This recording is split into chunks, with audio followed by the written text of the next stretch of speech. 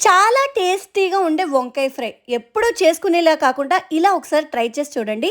ఉల్లిపాయలు కావాలి. అండ్ మా చెన్నైలో ఇప్పుడు ఫ్రెష్‌గా కూరలు తెద్దామనుకుంటే వంకాయలైతే దొరకలేదనమాట. ఇలాంటివే దొరికాయి. కానీ మీకు నేర్పాలని నేనైతే కొనేసుకున్నాను. చూడండి, వంకాయలు ఉప్పు నీళ్ళలో కడుక్కుని ఇలాగ మీడియం కన్నా కొద్దిగా పెద్ద సైజులో ఇలాగ ముక్కలుగా అయితే మీరు చేసుకోవాలి. ఉప్పు నీళ్ళలో 5 నిమిషాలు వంకాయలనైతే ఉంచితే చేదనేది రాదనమాట వంకాయలు. చూడండి, 5 మినిట్స్ వరకు మీరు ఇలాగ ఉప్పు నీళ్ళలో ఉంచేసుకోవాలి.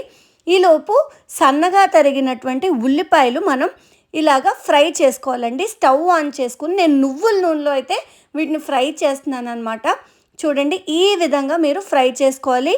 ఇలాగా లైట్ పింక్ కలర్గా ఉంది కదండి, ఇవి లైట్ బ్రౌన్ కలర్లో అవ్వాలన్నమాట. ఇప్పుడు ఈ ఉల్లిపాయలు లైట్ పింక్ కలర్లో ఉన్నాయి. ఇప్పుడు లైట్ బ్రౌన్ కలర్లోకి మారుతున్నాయి.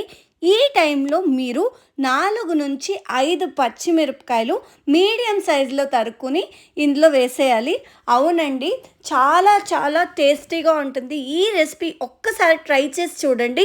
చాలా సింపుల్గా అయిపోతుంది, చాలా టేస్టీగా ఉంటుంది అండ్ హెల్దీ కూడా.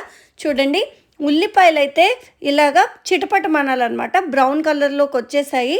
ఇందులోకి మీడియం సైజులో ఉన్నటువంటి వంకాయలండి. వంకాయ ముక్కలు వేసిన 3 నిమిషాల తర్వాత పసుపు, తగినంత ఉప్పు వేసి కలుపుకుని 10 నిమిషాలు కలపకుండా మూత పెట్టి మగ్గనివ్వాలండి. అవునండి, 10 నిమిషాల తర్వాత గరిటెతో ఈ విధంగా మీరైతే కలుపుకోవాలి. చాలా లైట్గా కలపాలి. గట్టిగా కలిపితే అవి ముద్దయిపోయే ప్రమాదం ఉంది. కాబట్టి గట్టిగా అవ్వకుండా లైట్గా ఈ విధంగా కలపాలి. ఇప్పుడు ఇంట్లో తయారు చేసినటువంటి ధనియాల పొడి, ఇది చాలా ఈజీ, మీరు ఒకసారి ట్రై చేసి చూడండి. ధనియాల పొడి కూడా 1 స్పూన్ వేశాను. ఇప్పుడు 1 స్పూన్ కారం అయితే వేస్తున్నాను.